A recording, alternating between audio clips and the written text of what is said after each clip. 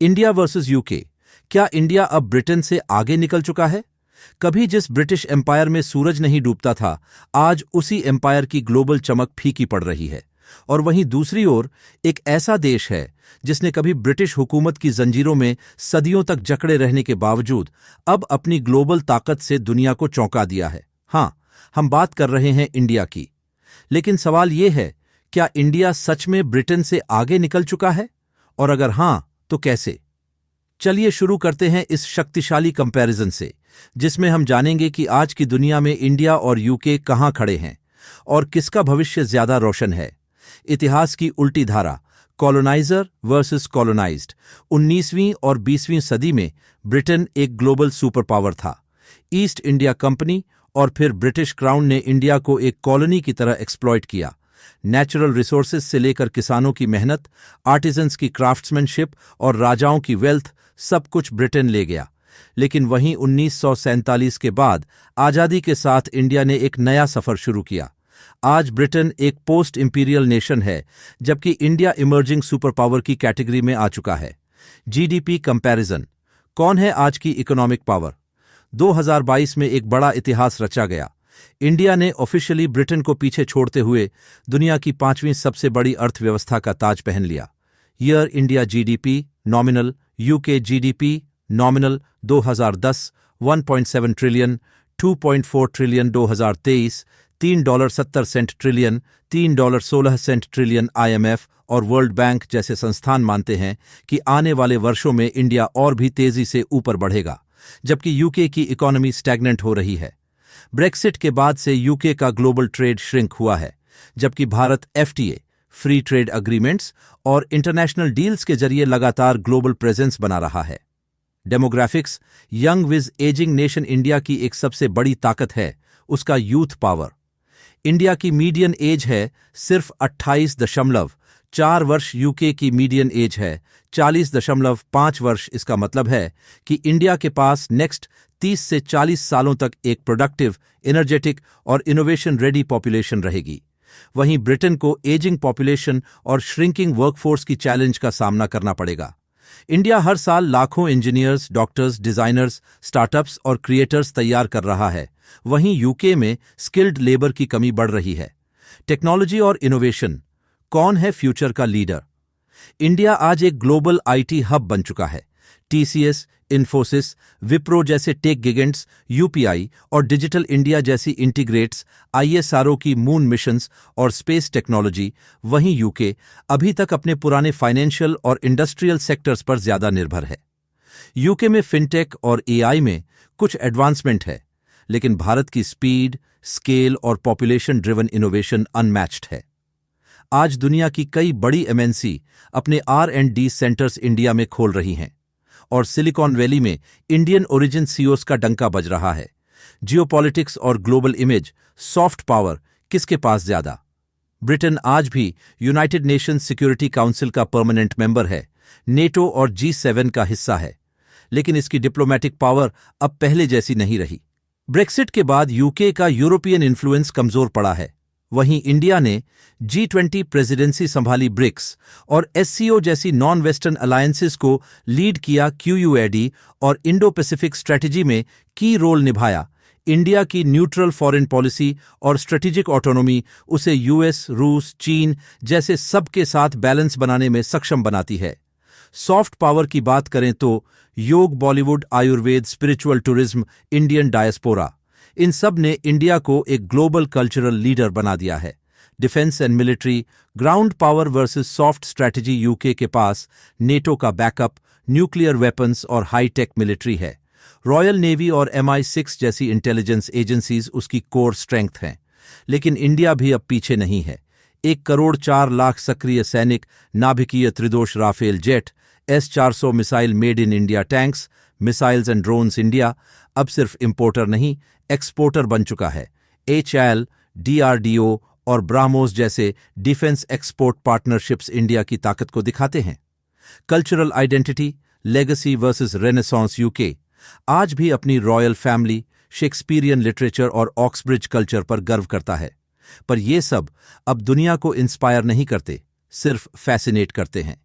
India की cultural resurgence एक दमदार उदाहरण है। रामायण और महाभारत ग्लोबल सीरीज बन रहे हैं। नातू नातू ने ऑस्कर जीता। इंडियन क्विजीन, सारीस, मंडालास पूरी दुनिया में ट्रेंड कर रहे हैं। Public infrastructure and urbanization. कौन है रेडी फॉर फ्यूचर? यूके के पास हिस्टोरिक इंफ्रास्ट्रक्चर है, मेट्रो, पुल, परिवहन और स्मार्ट सिटी। लेकिन इंडिया अब उस लेवल पर तेजी से पहुंच रहा है। Vande Bharat trains, bullet train projects, smart city missions, record expressways और एयरपोर्ट्स। निष्कर्ष, क्या इंडिया अब सच में यूके से आगे है? ब्रिटिश एम्पायर, जो एक समय पूरी दुनिया का राजा था, आज एक डेवलप्ड लेकिन धीमा होता देश बन चुका है। वहीं इंडिया, जो कभी उसकी कॉलोनी था, आज नई ऊर्जा, नई शक्ति और नए सपनों के साथ फ्यूचर की तरफ दौड़ रहा है। इंडिया ने सिर्फ नंबर्स में ही नहीं, नैरेटिव में भी जीत हासिल की है। अब सवाल ये नहीं है कि क्या इंडिया यूके से आगे निकल चुका है, सवाल है कि क्या ब्रिटेन इंडिया की स्पीड को पकड़ पाएगा। इंडिया वर्सेस यूके, फ्यूचर में कौन होगा ग्लोबल लीडर? जब हम इंडिया और यूके की तुलना करते हैं तो सिर्फ इतिहास या वर्तमान तक सीमित नहीं रह सकते। असली मुकाबला होता है आने वाले समय में। फ्यूचर में कौन देश होगा ज्यादा रेलिवेंट, रिस्पेक्टेड और रिजिलियंट? कौन होगा ग्लोबल लीडरशिप के असली रेस में सबसे आगे? इस पार्ट में हम देखेंगे वो पिलर्स जो किसी नेशन को फ्यूचर रेडी बनाते हैं। Education, job market, innovation, global influence, public services और डिजिटल लीडरशिप। और यहां यह देखने लायक होगा कि क्या ब्रिटेन का लेगेसी मॉडल फ्यूचर के लिए काफी है या इंडिया का youth driven tech forward model उसे नए युग का राजा बना देगा। एजुकेशन सिस्टम, कौन सी नॉलेज इकोनॉमी ज्यादा फ्यूचर रेडी है? यूके, वर्ल्ड की टॉप यूनिवर्सिटीज जैसे Oxford, Cambridge, London school of economics आदि यूके को ग्लोबल एजुकेशन हब बनाते हैं। इंटरनेशनल स्टूडेंट्स की भारी संख्या हर साल वहां जाती है, खासकर इंडिया से। इंडिया क्वांटिटी में पीछे नहीं।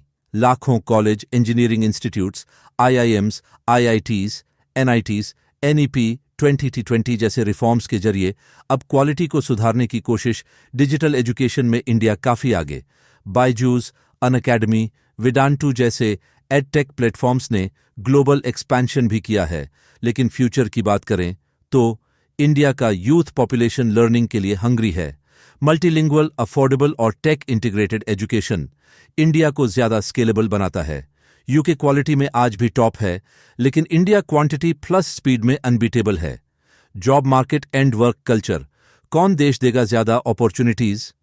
यूके, ब्रेक्जिट के बाद स्किल्ड लेबर की कमी, एजिंग पॉपुलेशन और pension burden, cost of living crisis बढ़ती जा रही है। इंडिया, गिग इकोनॉमी का बूम, जोमाटो, स्विगी, ओला, अर्बन कंपनी स्टार्टअप्स ने लाखों जॉब्स क्रिएट की। Zerodha, Flipkart, Paytm digital freelancing और रिमोट वर्क में इंडिया की ग्लोबल रीच। इंडिया में जॉब क्रिएशन एक मैसिव चैलेंज है, लेकिन पोटेंशियल भी उतना ही बड़ा है। टेक रेवोल्यूशन और मेक इन इंडिया जैसे कैंपेन्स यूथ को एम्पावर कर रहे हैं। इनोवेशन और पैटेंट्स, कौन बना रहा है future tech? UK, strong R&D in biotechnology, finance, AI ethics, Oxford AstraZeneca जैसे वैक्सीन्स, लंदन AI लैब्स का ग्लोबल इम्पैक्ट। इंडिया, ISRO की चांद्रयान और गागनयान जैसी स्पेस टेक। यूपीआई ने दुनिया का सबसे बड़ा डिजिटल पेमेंट इकोसिस्टम बना दिया। DPI, डिजिटल पब्लिक इंफ्रास्ट्रक्चर जैसे Aadhaar plus CoWIN plus DigiLocker models दुनिया अब अडॉप्ट कर रही है। पैटेंट फाइलिंग्स, इंडिया ने 2023 में ओवर 90,000 पैटेंट एप्लीकेशंस भरे, बहुत बड़ा जंप। यूके कंपैरेटिवली स्टैग्नेंट है। इनोवेशन के मामले में India low cost, mass scale innovation में बेजोड़ है। यूके डीप रिसर्च में आगे है, लेकिन उसकी स्पीड इंडिया जितनी नहीं। हेल्थ केयर सिस्टम्स, किसका मॉडल है ज्यादा इंक्लूसिव और scalable? UK, NHS, national health service, एक एडमायर्ड मॉडल है, यूनिवर्सल, टैक्स फंडेड। लेकिन आज NHS सिस्टम फाइनेंशियल और स्ट्रक्चरल क्राइसिस में है। डॉक्टर्स की स्ट्राइक, वेटिंग लिस्ट्स और स्टाफ शॉर्टेज बढ़ती जा रही है। इंडिया, पब्लिक हेल्थ इंफ्रास्ट्रक्चर अभी डेवलपिंग है, लेकिन आयुष्मान भारत जैसी स्कीम्स ने 50 करोड़ से ज्यादा लोगों को कवर किया है। अपोलो, नारायणा, एम्स जैसी इंस्टीट्यूशंस ग्लोबल मेडिकल टूरिज्म में की हैं। इंडिया क्वांटिटी में एक्सेल कर रहा है, जबकि यूके क्वालिटी में पर वो भी अब स्ट्रेन में है। फ्यूचर में स्केलेबल मॉडल्स इंडिया के पास ज्यादा हो सकते हैं। क्लाइमेट एक्शन और सस्टेनेबिलिटी, कौन देश ज्यादा जिम्मेदार ग्लोबल सिटीजन है? UK.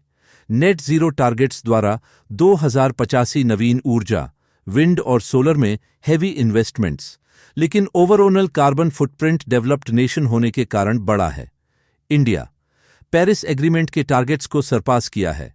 Solar mission, international solar alliance (ISA) का leadership lifestyle for environment life movement India अपने पॉपुलेशन और पॉवर्टी कंस्ट्रेंट्स के बावजूद क्लाइमेट एक्शन में इंप्रेसिव काम कर रहा है, जबकि डेवलप्ड नेशंस हिस्टोरिकल पोल्यूटर्स रहे हैं। इंफ्रास्ट्रक्चर ग्रोथ, कौन देश है फ्यूचर सिटीज के लिए रेडी? यूके। एग्जिस्टिंग इंफ्रास्ट्रक्चर बहुत अच्छा है, लेकिन old and ageing, maintenance heavy high speed rail project slow हैं, जैसे HS2। India. Bullet train, Mumbai Ahmedabad expressways, Delhi Mumbai e way, Vande Bharat trains, smart city missions, affordable housing और urban expansion India future cities और digital infrastructure में ज्यादा आगे जा रहा है, जियो, 5G, भारत नेट जैसी इनिशिएटिव्स के साथ। ग्लोबल कल्चरल पावर, कौन देश इंस्पायर करता है यूथ को? UK. English language, music, pop culture, royal family, Harry Potter से लेकर शर्लॉक होम्स तक ग्लोबल इमेजिनेशन में deep India, yoga, Ayurveda, Bollywood, web series, Indian music, global platforms पर इंडियन क्रिएटर्स का राइज, इंडियन क्विजीन और फैशन अब लग्जरी ट्रेंड्स बन रहे हैं। इंडियन डियास्पोरा हर कोने में है और अपनी रूट्स के साथ ग्लोबल नेटवर्क बनाता है। यूथ आज भारत से ज्यादा इंस्पायर्ड है, खासकर डेवलपिंग नेशंस में। इंटरनेशनल रिलेशंस, कौन देश ज्यादा स्ट्रेटेजिक है? UK. Traditional power, NATO, G7, UNP5 member, लेकिन ब्रेक्सिट के बाद European influence come India, non aligned but all aligned strategy रूस, US, फ्रांस, जापान, सबके साथ पार्टनरशिप ग्लोबल साउथ की आवाज बनकर उभरा है। इंडिया यूनाइटेड नेशंस रिफॉर्म्स की डिमांड को भी लीड कर रहा है। निष्कर्ष, फ्यूचर में कौन होगा असली ग्लोबल लीडर? अगर लेगेसी देखा जाए तो यूके आज भी एक डिग्निफाइड पावर है, लेकिन स्लो और एजिंग। अगर फ्यूचर पोटेंशियल देखा जाए तो इंडिया अनस्टॉपेबल लगता है, यंग, डिजिटल, एस्पिरेशनल और फुल ऑफ आइडियाज। इंडिया का विजन 2047 एक ऐसे इंडिया का सपना है जो वर्ल्ड को न सिर्फ इकोनॉमिक या मिलिट्री से, बल्कि वैल्यूज और सिविलाइजेशन से भी लीड करे। यूके शायद फ्यूचर में एक रिस्पेक्टेड एलाई रहेगा, लेकिन अब लीडरशिप बटॉन साउथ एशिया की तरफ शिफ्ट हो चुकी है।